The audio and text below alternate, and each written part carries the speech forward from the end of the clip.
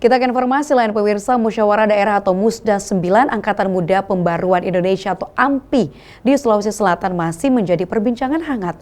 Pasalnya tingginya biaya pendaftaran sebesar 150 juta rupiah yang dipatok panitia untuk menjadi calon Ketua Angkatan Muda Pembaruan Indonesia atau AMPI Sulsel menjadi sorotan publik. Terlebih para pengamat dan aktivis pemuda di Kota Makassar. Dan isu pragmatisme.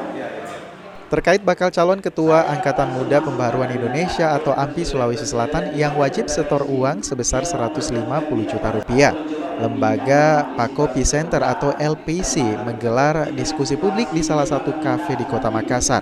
Forum diskusi dengan tema dilema organisasi pemuda di antara idealisme dan isu pragmatisme menghadirkan pengamat kebijakan politik Universitas Bosowa Arif Wicaksono dan Direktur Prophetic Institute Asratillah Senge serta aktivis pemuda Takwa Bahar.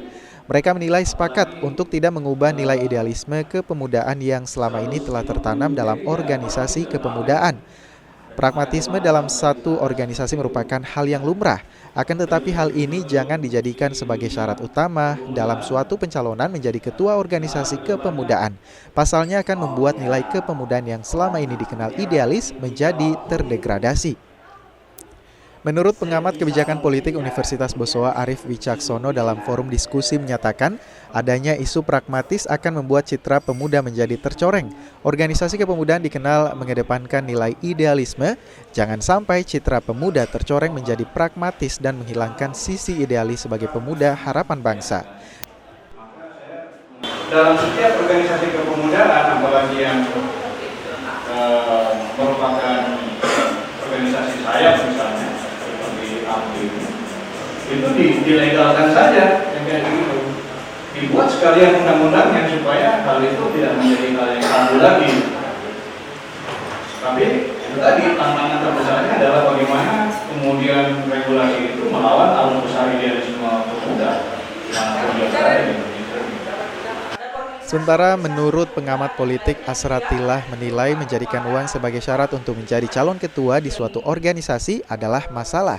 Karena akan membuat calon lain yang tidak memiliki finansial yang cukup menjadi urung ikut bertarung meski memiliki visi dan visi yang cukup baik.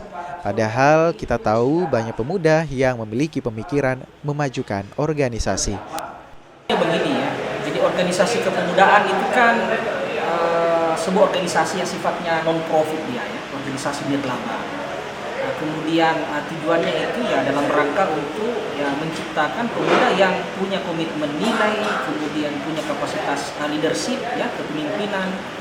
Nah, kalau misalnya tiba-tiba ada praktik berorganisasi yang pragmatisme habis, misalnya mempersyaratkan secara mutlak gitu ya, sejumlah uang tertentu dan jumlah yang sangat besar, nah, saya pikir ini bisa bisa menciderai idealisme dari organisasi kepemudaan gitu ya.